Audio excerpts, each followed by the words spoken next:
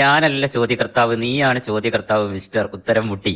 അന്നപ്പോ ചോദ്യം ചോദിക്കപ്പെട്ട വ്യക്തി ചോദിക്കുന്ന സംശയങ്ങൾക്ക് മറുപടി കൊടുക്കൽ ചോദ്യകർത്താവിന്റെ നിർബന്ധ ബാധ്യതയാണ്. ആ ചോദ്യകർത്താവിന് ചോദിക്കപ്പെട്ട ആൾക്ക് വ്യക്തമായ മറുപടി കൊടുക്കാൻ കഴിയുന്നില്ല എങ്കിൽ ഉത്തരം ചോദിച്ച ആൾ പരാജയപ്പെട്ട്. നിന്റെ ന്യായീകരണം വേണ്ട മിസ്റ്റർ. ഇനി നീ പൊട്ടിയ കുറച്ച് കഥ വെച്ചാൽ കോമഡികൾ ഞാൻ ചുവടെ പറയാം കേട്ടോ. കാലചക്രം കറങ്ങുന്നത് ഇംഗ്ലീഷ് കലണ്ടറിനെ ആസ്പദമാക്കിയിട്ടാണെന്നാണ് നീ പറഞ്ഞത്. അതപ്പം ഞാൻ അതിനോട് ഒരു ചോദ്യം ചോദിച്ചു, ഇംഗ്ലീഷ് എന്താണ് എന്ന് പോലും അറിയാത്ത ഇവിടുത്തെ അമ്മൂമ്മമാര് ചിങ്ങം, കന്നി, കർക്കിടം, തുലാം, വൃശ്ചികം എന്നൊക്കെ പറഞ്ഞിട്ട് ഇവിടെ കൃഷി ഇറക്കുന്നതും കാലാവസ്ഥ മാറുന്നതിനൊക്കെ പറ്റി ചോദിച്ചപ്പോൾ നിനക്ക് അവിടെ മിണ്ടാട്ടല്ല. ഇനി കോമഡി, യുക്തിവാദി കോമഡി നമ്പർ 2. ഗൂഗിൾ ഉത്തരം തരുന്നത് ചോദിക്കുന്ന ആളുടെ ഇഷ്ടത്തിനനുസരിച്ചാണ് എന്നുള്ള ഒരു പൊട്ടത്തരം തട്ടിവിട്ടു. എന്നാൽ ഞാൻ ചോദിച്ച അതേ ചോദ്യം റക്കിയെ നീ ഒന്ന് ചോദിച്ചിട്ട് എനിക്ക് വിരുദ്ധമായ ഒരു ഉത്തരം തരാൻ പറഞ്ഞു. ഇതുവരെ ആ ഉത്തരം നീ കൊണ്ടുവന്നിട്ടില്ല. കടലിന്റെ അന്ധകാരത്തെക്കുറിച്ച് നീ വാചാലനായി. അവിടെ ഞാൻ എന്നോട് ചോദിച്ചു, കടലിന്റെ അന്ധകാരത്തെക്കുറിച്ച് ശാസ്ത്രത്തിന് അറിയാമായിരുന്നുവെങ്കിൽ കോടിക്കണക്കിന് ഡോളറുകൾ മുടക്കി കടലിനടിയിലേക്ക് പോയവർ പൊട്ടിത്തെറിച്ചു പോകുമായിരുന്നോ? ആ പൊട്ടിത്തെറിച്ചു പോയത് കടലിന്റെ അന്ധകാരം എന്താണ്, അവിടുത്തെ അവസ്ഥ എന്താണ് എന്ന് അറിയാത്തത് കൊണ്ടല്ലേ എന്ന് ചോദിച്ചതിന് നിനക്ക് മറുപടിയില്ല. 1400 വർഷങ്ങൾക്ക് മുമ്പ് ഒരു ടെക്നോളജിയും ഇല്ലാത്ത കാലത്ത് കടലിന്റെ അന്ധകാരത്തെക്കുറിച്ച് പറഞ്ഞ പ്രവാചകൻ, ആ പ്രവാചകനാണ് അള്ളാഹുവിന്റെ ദൂതർ. ബർമുഡ ട്രയാങ്കിളിന്റെ നിഗൂഢതയെക്കുറിച്ച് ശാസ്ത്രത്തിന് അറിയാമെന്ന് പറഞ്ഞു. ശാസ്ത്രത്തിന് അറിയില്ല എന്ന് ഗൂഗിളും. അപ്പോൾ ഗൂഗിളിൽ നിന്ന് നീ ഒരു സ്ക്രീൻഷോട്ടുമായി വന്നു. അത് ഗൂഗിൾ തന്നെ പൊളിച്ചടക്കിയപ്പോൾ ഗൂഗിള് തെളിവിന് അവലംബിക്കാൻ പറ്റില്ല എന്നതിലേക്ക് നീ മാറേണ്ടി വന്നു. ഇടയ്ക്കിടെ ചെറിയ ചെറിയ ക്ലിപ്പുകൾ ഇട്ടുകൊണ്ട് ചോദ്യം ചോദിച്ച നീ തന്നെ പിന്നീട് പറയുന്നു മുസ്ലിയാക്കന്മാർക്ക് ക്ലിപ്പിന് മറുപടി കൊടുക്കാൻ മാത്രമേ സാധിക്കുകയുള്ളൂ എന്ന്. ഞാൻ പറഞ്ഞു, ക്ലിപ്പിന് എനിക്ക് ആവശ്യമില്ല. ഖുർആനും ഹദീസും നിന്റെ മുന്നിലേക്ക് ഞാൻ തുറന്നു വെച്ച് തരാം. അതിൽ നോക്കി നിനക്ക് എന്നോട് സംവദിക്കാൻ സാധിക്കുമോ എന്ന് ചോദിച്ചു. നിനക്കതിനും മറുപടിയില്ല. നീ ആരോ വിടുന്ന ക്ലിപ്പുകൾ മാത്രം വെച്ചുകൊണ്ട് സംവദിക്കുന്നു. അതിനപ്പുറം നിനക്കറിയില്ല. വിശുദ്ധ ഖുർആനിലെ ഒരേ ഒറ്റായത്ത് മാത്രമായി വന്ന നീ അതിനപ്പുറം കരാർ ലംഘിച്ചാലെന്നും മറ്റു പല കണ്ടീഷനുകളും വെക്കുമ്പോൾ അത് വൈരുദ്ധ്യമെന്ന് പറഞ്ഞുകൊണ്ട് നീ രക്ഷപ്പെടാൻ ശ്രമിക്കുന്നു. അതേ നിന്നോട് ഞാൻ ചോദിച്ചു, കരാർ വെച്ചുകൊണ്ട് ആ കരാർ ലംഘിച്ചാൽ എന്നൊരു കണ്ടീഷൻ വെച്ചാൽ കരാർ ലംഘിച്ചവനല്ലേ കുറ്റക്കാരൻ എന്ന് ചോദിച്ചപ്പോൾ നീ അംഗീകരിക്കുകയും ചെയ്യുന്നു. വൈരുദ്ധ്യമേ നിന്റെ പേരോ? യുക്തിവാദി റക്കീബ്. ഏറ്റവും വലിയ കോമഡി ചോദ്യവുമായി എൻ്റെ അടുത്തേക്ക് വന്ന റക്കീബ്, നീയല്ലായിരുന്നു ഒരിക്കലും ചോദിച്ചത്.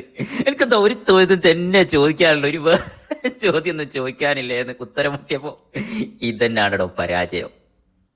വലിയ കാര്യത്തിൽ ഇത് ചോദ്യമായിട്ട് പോയിട്ട് ചോദിക്കപ്പെട്ട ആൾ മറുചോദ്യങ്ങൾ ചോദിക്കുമ്പോൾ ആ ചോദ്യങ്ങൾക്ക് ഉത്തരം ചോദിക്കാൻ കഴിയാതെ ചോദിക്കപ്പെട്ട ആൾ വേറെ കുറെ ചോദ്യങ്ങളല്ലോ ഒറ്റ ചോദ്യത്തിൽ പിടിച്ചെങ്കിൽ മറു ചോദ്യത്തിൽ പിടിച്ചു നിന്നപ്പോ വേറെ ചോദ്യം ഒന്നും ചോദിക്കാനില്ലേ എന്ന് ചോദിച്ച ആ ഗതികേടുണ്ടല്ലോ, ആ ഗതികേടിന്റെ പേരാണ് റക്കീബ്.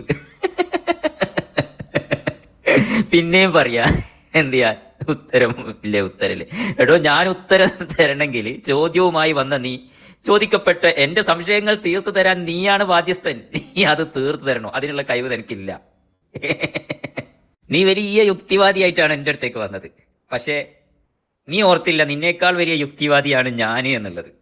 അപ്പൊ എന്ത് ചെയ്ത് നിന്റെ യുക്തി അവിടെ എന്ത് ചെയ്ത് തകർത്തടിഞ്ഞ് നിനക്ക് മുന്നോട്ട് പോകാൻ കഴിയുന്നില്ല. എന്നോ പറയും എന്ത് ചെയ്യാന്ന് വെച്ചാൽ എനിക്ക് ചോദ്യം ചോദിക്കാനേ അറിയൂ, ഉത്തരം പറയാനാവൂല. എനിക്ക് ഉത്തരം പറയണമെങ്കിൽ എന്റെ സംശയം തീർത്തു തരട്ടെ. ആദ്യം ഇങ്ങനെ ചോദ്യമായിട്ട് വന്ന ആ സംശയം തീർത്തു തരാൻ നിനക്ക് കഴിവുണ്ടാണോ? ആ കഴിവും നിനക്കില്ല. പിന്നെ ഞാൻ ഹിജാബിനെയും പർദ്ദയെയും വിമർശിച്ചു വന്നു. ഞാൻ പറഞ്ഞു എന്റെ യുക്തി നിന്റെ കെട്ടിയോളും മക്കളും ഒക്കെ എന്ത് വെച്ചാൽ ബിക്കിനിയോട്ട് നടക്കലാണ് എന്റെ യുക്തി. അപ്പൊ അതിനനുസരിച്ച് നിന്റെ കെട്ടിയോളും മക്കളെ നീ നടത്തുമോ എന്ന് ഞാൻ നിന്നോട് ചോദിച്ചു. അതിലും നിനക്ക് എന്ത് ചെയ്യാന്ന് വെച്ചാൽ എന്ത് ചെയ്യുന്നത് അതേ രൂപത്തിൽ നടത്താൻ നിനക്ക് കഴിയുന്നില്ല. മറ്റുള്ളവന്റെ വസ്ത്രത്തെയും സ്വാതന്ത്ര്യത്തെയും ചോദ്യം ചെയ്യുന്നവൻ എന്ത് ചെയ്യണം? അതേപോലെ തന്നെ മറ്റൊരാൾക്ക് റക്കീബിന്റെ ഭാര്യയിലും മക്കളും ഏത് രൂപത്തിൽ നടക്കണം എന്ന് ചോദ്യം ചെയ്യാൻ അവകാശം കൊടുക്കണം. അതുപോലെ നടത്തണം എന്ന് പറയാനും അവകാശം കൊടുക്കണം. അത് നീ കൊടുക്കുന്നുമില്ല. അതാണ് യുക്തിവാദിയായ നിന്റെ ഏറ്റവും വലിയ പൊട്ടത്തരവ് ഹൈലൈറ്റ് ആയിട്ട് ചെയ്യേണ്ടത്. മറ്റുള്ളവർ എങ്ങനെ ചിന്തിക്കുകയും പറയുകയും ചെയ്യും. പക്ഷെ സ്വന്തം ഭാര്യനെയും കെട്ടിയോളം വിക്കിനിട്ടിട്ട് നോട്ട് കൂടി നടത്തണമെന്ന് വേറെ പറയും, അംഗീകരിക്കുകയും ചെയ്തുകൂടാ. അടുത്ത ചോദ്യം എന്താ വെച്ചാൽ എന്തിനാണ് കുടുംബത്തേക്ക് കയറി സംസാരിക്കുന്നതെന്ന്. വീണ്ടും റക്കീബിനോട് പറയുന്നത് ഞാനല്ല ചോദ്യം ചോദിച്ച ആള്, നീയാണ് ചോദ്യവുമായിട്ട് വന്ന ആള്. നിന്റെ ഒന്നാമത്തെ ചോദ്യത്തിലാണ് ഞാനിപ്പോഴും നിൽക്കുന്നുള്ളത്. എന്റെ സംശയങ്ങൾ തീർത്തു തരിക എന്നുള്ളത് ചോദ്യകർത്താവായ റക്കീബിന്റെ ഉത്തരവാദിത്തമാണ്. അതിങ്ങ് തീർത്തു തരണോ? എന്നിട്ടേ മുന്നോട്ട് പോകാൻ കഴിയൂ. ഇനി 100 ചോദ്യം ചോദിച്ചു പോയിട്ട് കാര്യമില്ല. അതൊക്കെ ഉത്തരം ഞാൻ പറഞ്ഞുതരാന്ന് പറഞ്ഞല്ലോ. നിന്റെ ആദ്യത്തെ ചോദ്യത്തിന്റെ ഉത്തരം അത് പറയണ എന്റെ സംശയമൊക്കെ തീർത്തരണോ? ഞാൻ ഒന്ന് തീർത്തുണ്ടാ. എന്നോട് ഞാൻ ഈ തുടക്കത്തിലേ ഞാൻ പറഞ്ഞ കാര്യമാണ്, റക്കീബ് ഇങ്ങി യുക്തിവാദിയാണെങ്കിൽ നീ ആ യുക്തിവാദം പഠിച്ച കോളേജിൽ നിന്ന് നിന്നേക്കാൾ 10 കൊല്ലം മുമ്പ് യുക്തിവാദത്തിൽ ബിരുദവും ബിരുദാനന്തര ബിരുദവും നേടി വന്നവനാണ് ഞാൻ എന്നുള്ളത്. അതിങ്ങി ഉൾക്കൊണ്ടില്ല. ആ ഉൾക്കൊള്ളാത്തതിന്റെ ഏറ്റവും വലിയ പ്രശ്നമാണ്. ഇനി വിചാരിച്ച ഒരു ചോദ്യം ചോദിച്ചാൽ നേരെ എന്ത് ചെയ്യാൻ ഉത്തരം പറയാനുള്ള ഒരു ബുദ്ധി മാത്രമേ എനിക്കുള്ളൂ, ആ യുക്തി എനിക്കുള്ളൂ എന്ന്. അല്ല, യുക്തിവാദി ഏത് രൂപത്തിൽ നേരിടണം എന്നുള്ള യുക്തിയും ആ യുക്തിയിൽ ബിരുദാനന്തര ബിരുദവും ഞാൻ നേടിയിട്ടുണ്ട്. അതാണ് നീ ഒരു ചോദ്യവുമായിട്ട് വന്നപ്പോൾ എനിക്കറിയാം. യുക്തിവാദികൾക്കൊക്കെ ഓൽക്ക് അവിടുന്ന് ഇവിടുന്ന് കട്ട് ചെയ്ത് കിട്ടുന്ന ആ വാട്സപ്പ് കൂടി കിട്ടുന്ന ആ ഒരു വിവരമേ ഉള്ളൂ. അതിന്റെ അപ്പുറമുള്ളത് എന്താ വെച്ചാൽ അത് വൈരുദ്ധ്യം, ഇത് വൈരുദ്ധ്യം, അത് പറയാനുള്ള കെൽപ്പേ ഉള്ളൂ. അവിടെയാണ് നിന്നോട് ഞാൻ ചോദിച്ചത് ഈ വൈരുദ്ധ്യം എന്ന് പറഞ്ഞ സമയത്ത് ഒരു രാജ്യത്തിന്റെ, ഇന്ത്യ ആവട്ടെ വേറെ രാജ്യമാവട്ടെ, അവിടെയാണ് ഞാൻ നിന്നോട് ചോദിച്ചത് ഇന്ത്യ ആവട്ടെ വേറെ ഏതെങ്കിലുമൊക്കെ രാജ്യമാവട്ടെ, അതിന്റെ ചരിത്രത്തിൽ പുതിയ പുതിയ അപ്ഡേഷനുകൾ മാറ്റങ്ങൾ വരുമ്പോൾ, അല്ലെ നിയമത്തിൽ പുതിയ അപ്ഡേഷനുകൾ ആലോചിത മാറ്റങ്ങളൊക്കെ വരുമ്പോൾ അത് ഇന്ത്യ നിയമം വൈരുദ്ധ്യമാണ് അല്ലെങ്കിൽ ഇന്ത്യൻ ചരിത്രം വൈരുദ്ധ്യമാണ് എന്ന് പറയാൻ സാധിക്കുമോ എന്നുള്ള ചോദ്യവും ഞാൻ നിന്നോട് ചോദിച്ചു. അതിനും നിനക്ക് ഉത്തരവില്ല. ഉണ്ടായിട്ടില്ല. ഇത് വൈരുദ്ധ്യം എന്നല്ല പറയാ, അപ്ഡേഷൻ, കാലോചിതമായ മാറ്റങ്ങൾ.